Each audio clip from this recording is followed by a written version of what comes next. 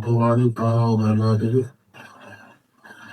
نحمده ونصلي على رسوله الكريم أما بعد فأعوذ بالله من الشيطان الرجيم بسم الله الرحمن الرحيم. قال الله تبارك وتعالى في القرآن المجيد والفرقان الحميد: يا أيها الذين آمنوا لا تحرموا طيبات ما أحل الله لكم ولا تعتدوا إن الله لا يحب المعتدين وكلوا مما رزقكم الله حلالا طيبا واتقوا الله الذي أنتم به مؤمنون. صدق الله مولانا المجيد وبلغنا رسول النبي الأمين الكريم ونحن على ذلك لمن الشاهدين والشاكرين والحمد لله رب العالمين. اللہ تبارک و تعالیٰ نے قرآن مقدس میں ارشاد فرمایا: اے ایمان والو، اللہ نے جو تمہارے لیے حلال کیا ہے اسے حرام نہ کرو اور حد سے نہ گزرو. بے شک اللہ حد سے گزرنے والوں کو دوست نہیں رکھتا ہے، اور اللہ نے جو تمہیں حلال پاکیزہ رزق دیا ہے اس میں سے کھاؤ اور اللہ سے ڈرو جس پر تم ایمان لائے ہو. آج کی اس کلپ کے ذریعے میں آپ کو کھانے پینے اور کے متعلق چند حدیثیں پیش کر رہا ہوں. سرکار مدینہ صلی اللہ تعالیٰ علیہ وآلہ وسلم کی ہر ایک سنت میں بڑی حکمتیں ہیں، اور ہر انسان چاہتا ہے کہ مصطفیٰ جان رحمت کے نقش قدم پر چلے.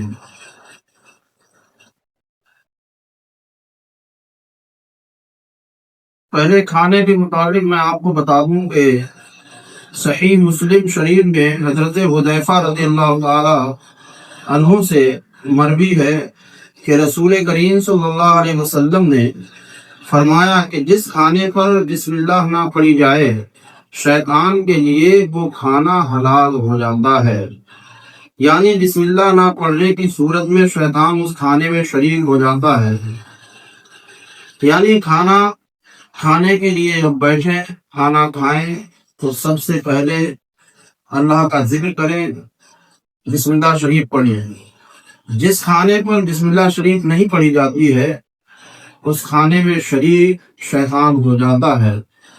یعنی شیطان شریک ہو جاتا ہے، اور جس کھانے میں شیطان شریک ہو جاتا ہے تو میرے پیارے اسلامی بھائیوں اس کھانے سے برکتیں اٹھ جاتی ہیں. وہ کھانا برکت والا نہیں رہتا کیونکہ اس میں شیطان شامل ہو گیا. اور دوسری حدیث ایک اور کھانے کے متعلق صحیح مسلم میں حضرت جابر رضی اللہ تعالی عنہ سے مروی ہے کہ حضور اقدس صلی اللہ تعالی علیہ وآلہ وسلم نے فرمایا: جب کوئی شخص مکان میں آیا اور داخل ہوتے وقت اور کھانے کے وقت اس نے بسم اللہ پڑھ لی تو شیطان اپنی ذریت سے کہتا ہے کہ اس گھر میں نہ تمہیں رہنے کو ملے گا نہ تمہیں کھانا ملے گا. اور اگر داخل ہوتے وقت بسم اللہ نہ پڑھی تو کہتا ہے کہ اب تمہیں رہنے کے لیے اس گھر میں جگہ بھی مل گئی اور تمہارے لیے اس گھر میں کھانا بھی مل گیا. سبحان اللہ سبحان اللہ. میرے پیارے اسلامی بھائیوں، لہٰذا ہمیں اور آپ کو مصطفیٰ پیارے نے کھانے پینے، چلنے پھرنے، اٹھنے بیٹھنے کے ہر طریقے سے آگاہ کیا ہے. لہٰذا ہمیں اور آپ کو چاہیے کہ مصطفیٰ پیارے کی سنتوں پر عمل کریں اور مصطفیٰ پیارے کے نقش قدم پر چلیں. انشاءاللہ یہاں بھی کامیابی ملے گی اور آخرت میں بھی کامیابی ملے گی. السلام علیکم ورحمۃ. حدیث نمبر 3 صحیح بخاری و صحیح مسلم میں عمر بن ابی سلمہ رضی اللہ تعالی عنہما سے مروی کہتے ہیں کہ میں بچہ تھا رسول اللہ صلی اللہ علیہ وآلہ وسلم کی پرورش میں تھا، یعنی سرکار کی پرورش میں تھا.